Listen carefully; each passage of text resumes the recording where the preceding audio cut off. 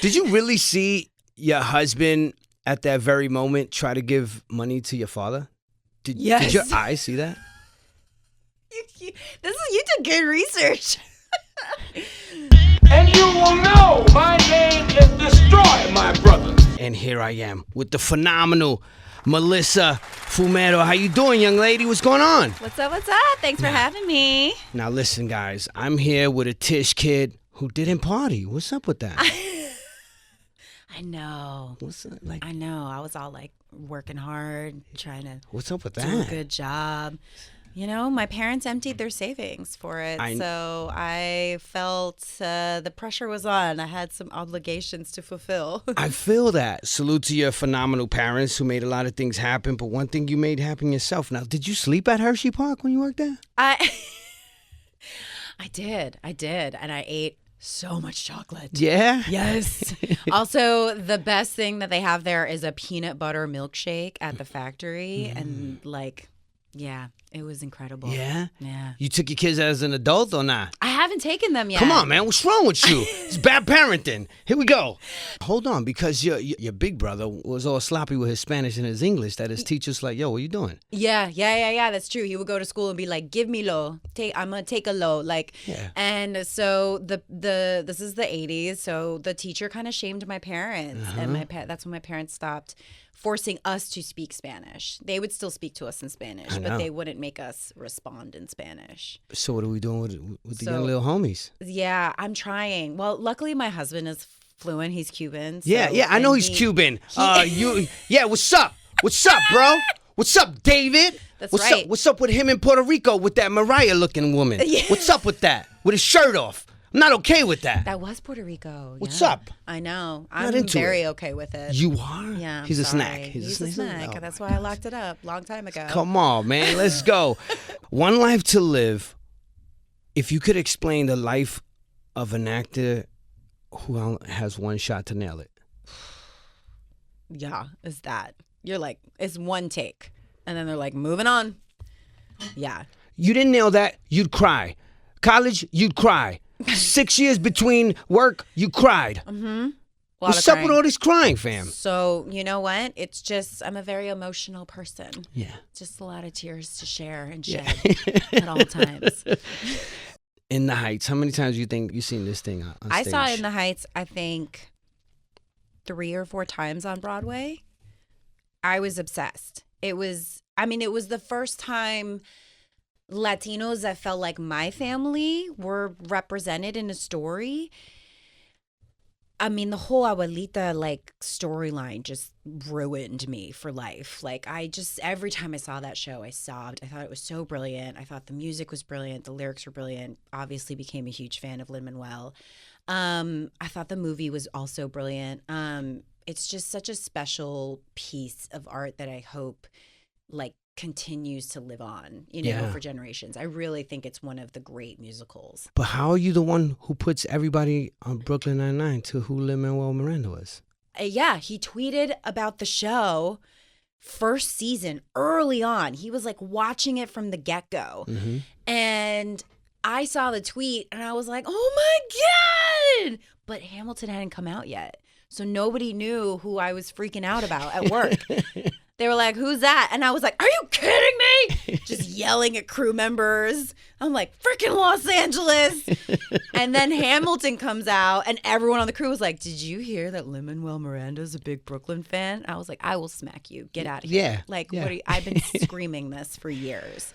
But yeah, and it's how we met. We met in the basement of the Public Theater when Hamilton was early in its run. Fire. My buddy Javier Munez, who's his understudy, and also my friend Renee Elise Goldsberry, who played the original Angelica. They kind of got me in touch with Lynn, who got me tickets, and that's where we met. And then he played my brother on the show, and he's like a buddy now, which is crazy. He played your brother on that show, and then he played your boo in the other legendary That's right, and one day at a time. And yeah. Son. I know. We just got to keep it going. We got to find our next thing. Yeah. Hold on. You in the room with Gloria Estefan and Rita Moreno. I mean, I left my body and I just watched from overhead. and cringed at how I was not playing it as cool as I thought I was. And then I re-entered my body and tried to come to terms with that was an actual moment. I was talking to Gloria Estefan, and at one point she said, she's like, just telling me a story, and she's so engaging, she's so warm. And at one point she says, yeah, because I had this accident once, and it took everything in me to not be like, no, I know. And I remember the dress that you wore when you came back and sang for the first time after your accident. You were standing there, and my whole family was crying, and we were in the living room, and it was like so bomb. And I just was like, yep, I remember. And I just like let her finish her story, just trying to play it so cool, but like, it legend. The greatness of what just took place at the Oscars. Zoe, how cool was that? Oh my God, yeah. I lost it. I mean, she's been such a fucking amazing force in the industry for decades. You know, I mean, I remember Center Stage, like one of her first films was one of my favorite movies in high school, and like, she's just been killing it for so long. And she's also been, I think, unapologetically like real about who she is and her background and her Latina-ness and being from Dominican Republic. And, you know, at a time when like not everybody was doing that too.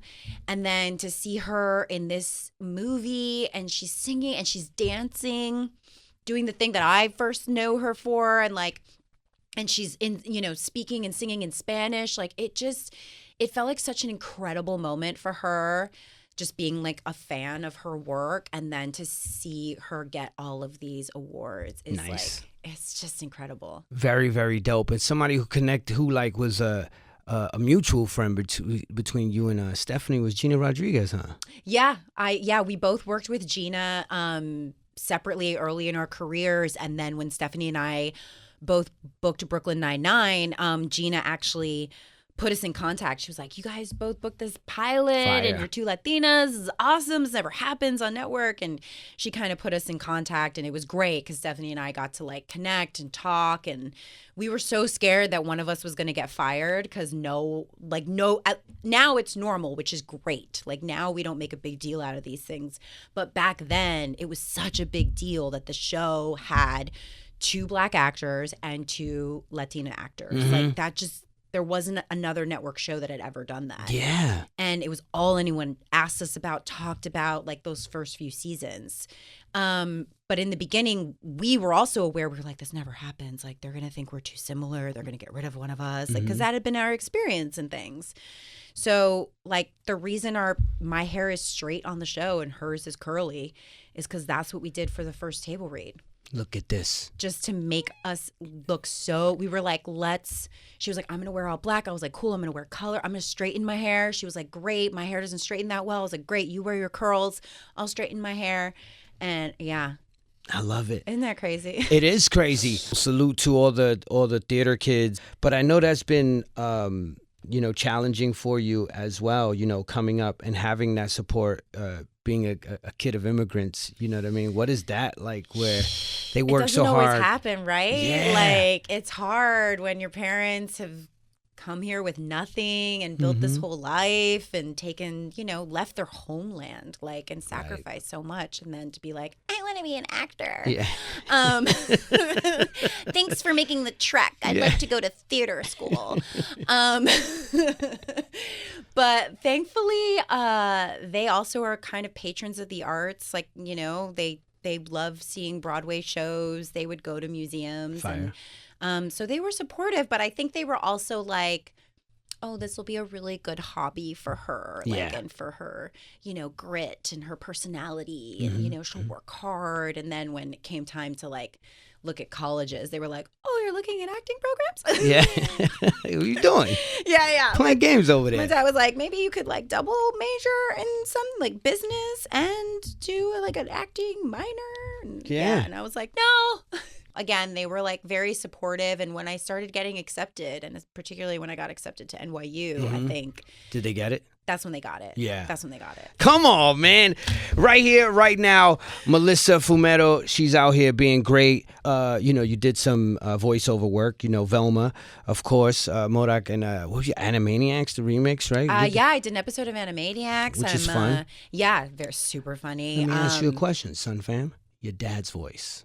Oh, God. Come on. Oh, man. Try it. My dad kind of sounds like a Cuban Count Chocula because he takes these pauses sometimes, and he has the accent, but it's also like very deep, and again, unexplained pauses. Mm-hmm. Did you really see your husband at that very moment try to give money to your father? Yes. Did your eyes see that? You did good research. I would tell my husband stories about how my dad could be really scary. Because when you meet my dad, he's like charming, like, fun, kind of nerdy guy. Mm-hmm. And so I don't think my husband ever believed me. I was like, no. There's like a thing my dad does with his voice. It gets like, it's kind of booms. Yeah. And then he like uses his height because my dad is like 6'1" or 6'2", and he can throw down.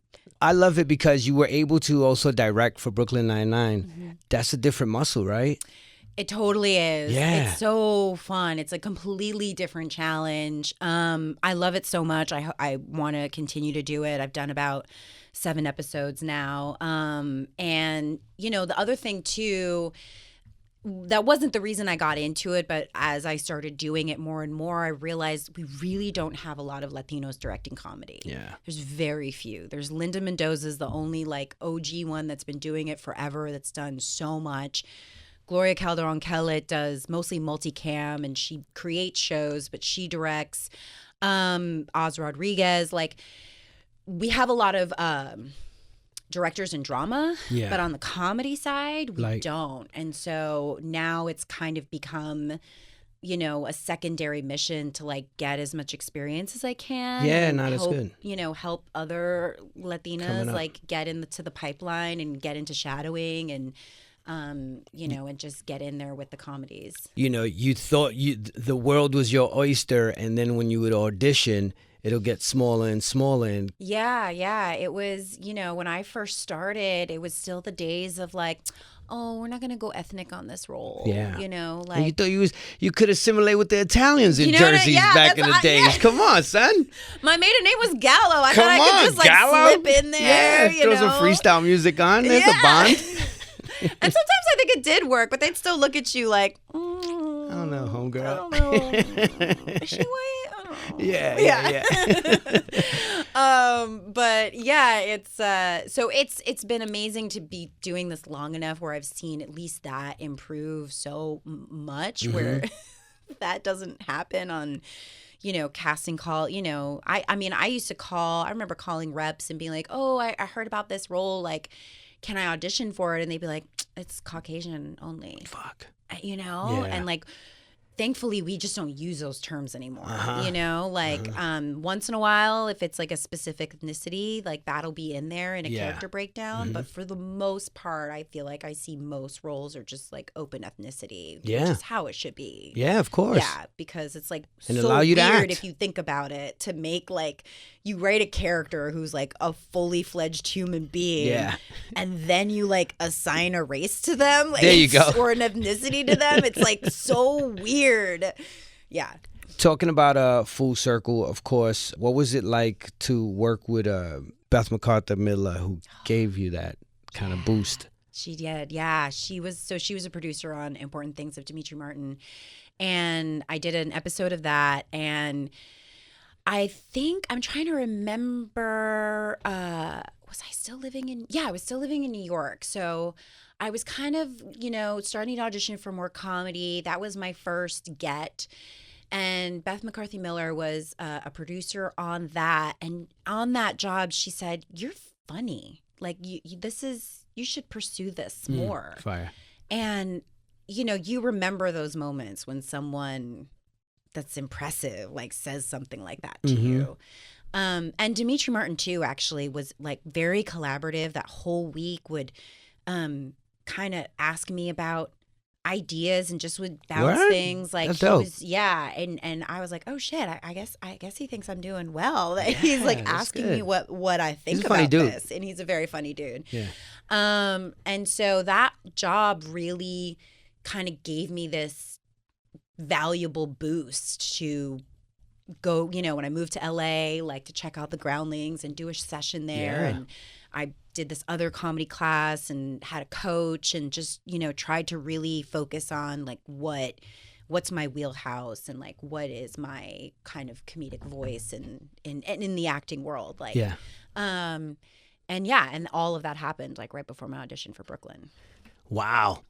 Seeing Amy Poehler on SNL about to have a baby, and it empowered you to believe you could do the same thing, and then you freaking knocked it out. And then I did almost knocked that baby out Yeah, right what's on up? set. Right Come on set. out. Yeah.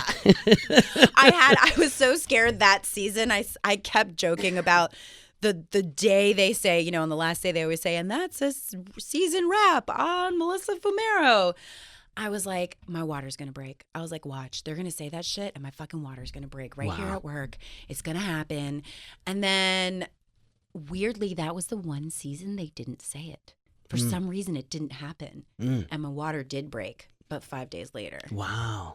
Did you ever Google about going into the water while you're pregnant? I did, but And? my husband's not built for that. Yeah. So I was like, we will go to the hospital. No, they did a scene of you in the beach. Oh, that. Oh, cold- yeah. I forgot about that. Yeah. Oh, yeah. I was like 6 months pregnant and I had to go in the water at Long Beach. Yeah. And the water was freezing. And your baby was breakdancing. And my baby was breakdancing. Yeah. That's literally what it Let's felt go. like. It felt like a little squirrel doing tumbles and like just flipping around in my stomach. And I just remember nervously being like, this is okay, right? Is this bad? Should I call someone? Come Is this on. okay? Is he just excited? What's up with this David dude? Still doing music videos? You better back up.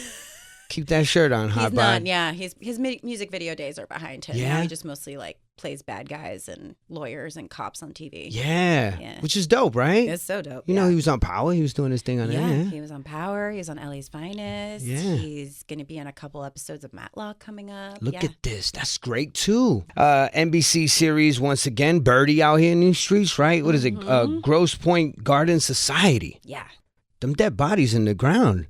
Yeah. I like it. Thank you. I like it. Thank you. I like it. I like the whole energy. It's like, Yeah. you know? We're burying a body. We don't know who it is or why or how. It's all What's like, your horticulture skills like, fam? Huh? What's your horticulture skills? You know what that is? I do. Yeah. Only you learn because of this show. Fam. Ish. on. I Yeah. might not kill Trash. things, but I don't know how alive they'll be. What's a fun or surprising fact that people may not know about you? Ooh. You Fact. thinking about quitting, becoming a real estate broker? I have thought about quitting and becoming a real estate broker. You at the Golden Globes Award holding Stephanie's dress while she used the bathroom? Yeah, we held each other's dresses. Yeah. Because the whole thing had to come off. This is what people don't think about when you talk about like award shows. You're wearing this dress. Bathroom, son. How are you going to go to the bathroom? Hold up, I gotta use the bathroom. Wait, we didn't account for that. It's not in the itinerary. No, I can't lift the skirt. The whole thing has to come off so I can pee. Come on. And then what do I do with the dress while I pee? So you got to ask, you got to have your homie in there with you holding up your dress while you pee, making sure it doesn't touch the dirty ass floor. It's the whole thing. And nobody talks about this. This is what you have to plan for if you ever go to a fancy award show is make sure you got your bathroom buddy with you. Yeah. Because chances are your dress has to come all the way off. Come on, man. Yo, and in the Heights, Stephanie ends up in the cast. Yes. Yo, son, why you didn't? I do get a little bit of credit for that. Okay, by cool. the way. I like Because she wasn't going to audition. Everybody was auditioning for In the Heights. I auditioned for In the Heights. And I was like, yo, are you going to audition for In the Heights? And she was like, oh, I don't know. And I was like, what? And I feel like I even said, you are literally Carla. Yeah. Or Daniela. Like, you are one of the salon girls. Let's like, go. you have to audition for this. Fire. And And she was like, yeah. I was like, first of all, I've heard you sing. You're a great fucking singer. I was like, you're going to get a coach. You're going to get the music, to practice to. And you're just going to like rehearse a bunch. And you're going to go in there and you're going to freaking kill it. Let's go. And then she did. Come on. So you're welcome. Yes. America. Thank you so much, young lady. Your Instagrams and all of that stuff. Instagrams, Melissa Fumero, just real straightforward. Let's go, I got man. in there early. She spells it in American, not the real Melissa or No, Melissa Fumero. Just at Melissa Fumero. You got a lot of Facebook accounts though. Yeah, none of those are real. Yeah, I know. Yeah, no, I know. I felt it. Yeah, I felt it. Enjoyed yourself? I did. This was so fun. Yeah, cool. This was so Chill fun. shit, homie shit, right? This Okay, is let's go, great. man. This is like... Life is amazing right here on Shade 45 when you get to hang out with superheroes like Melissa Fumero. Come on! Hey!